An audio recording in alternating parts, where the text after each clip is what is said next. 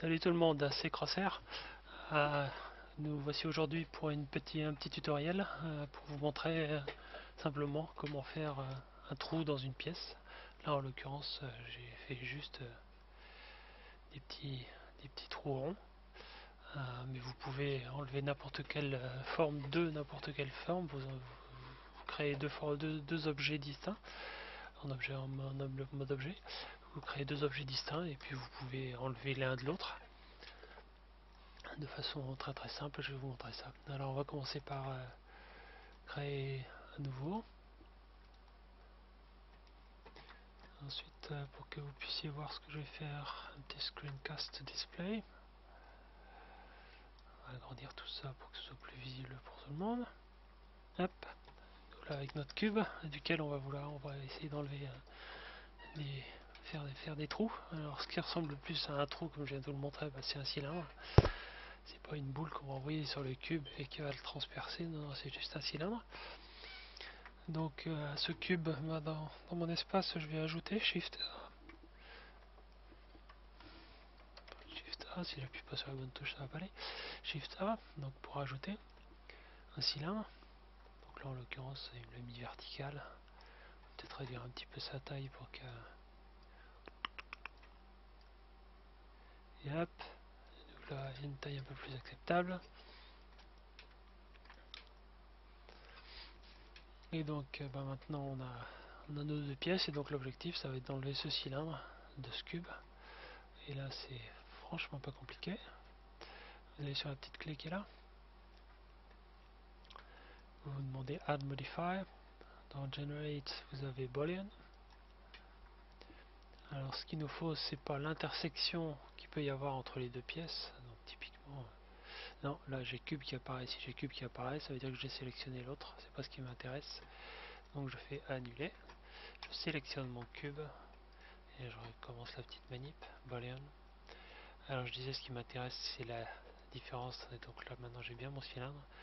Ici on a intersection entre le cube et le cylindre parce qu'on travaille sur le cube pour l'instant, il est en blanc là. On travaille sur le cube, donc je vais enlever le cylindre. Si je demande l'intersection, il va montrer la différence entre l'intersection entre le cube qui était là et le cylindre, et cette intersection, c'est cette partie orange. Et donc ce qui m'intéresse, c'est pas de trouver l'intersection, c'est de trouver la différence qu'il peut y avoir entre ces deux pièces.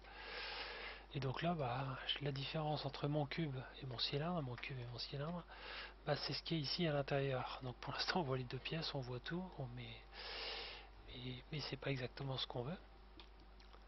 Ceci dit, si maintenant que j'ai ce modifier qui est en place, si par exemple je cache le cylindre ici, on voit que le trou existe.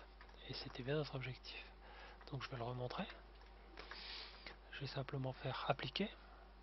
Donc il a appliqué mon modifier. La preuve c'est que si je le recache, mon trou existe toujours. Et mon cylindre existe toujours. Ce qui veut dire que si j'ai envie, mon cylindre, je peux le réutiliser pour faire d'autres trous. Et donc je sélectionne mon cylindre. Je lui fais un petit rotate R.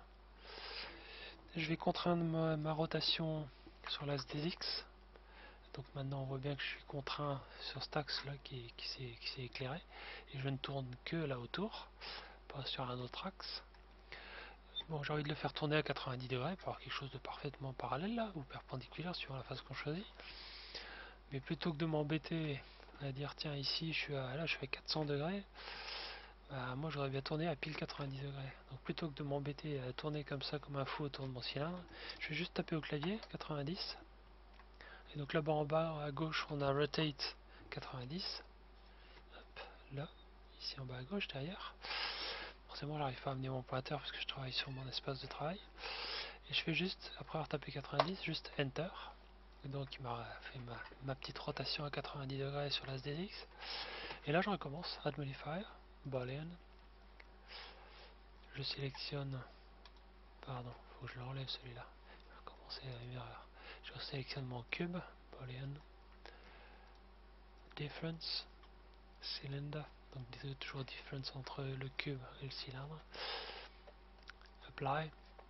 Là je vais éviter de vous le cacher, on va recommencer la même chose. Je reprends ça, je fais un petit rotate. Ce coup là sur l'axe contraint sur l'axe des Z, donc le bleu là qui vient de se montrer, hop, donc je tourne dans ce sens là maintenant. Pareil, je tape 90, je fais Enter, ma rotation est validée.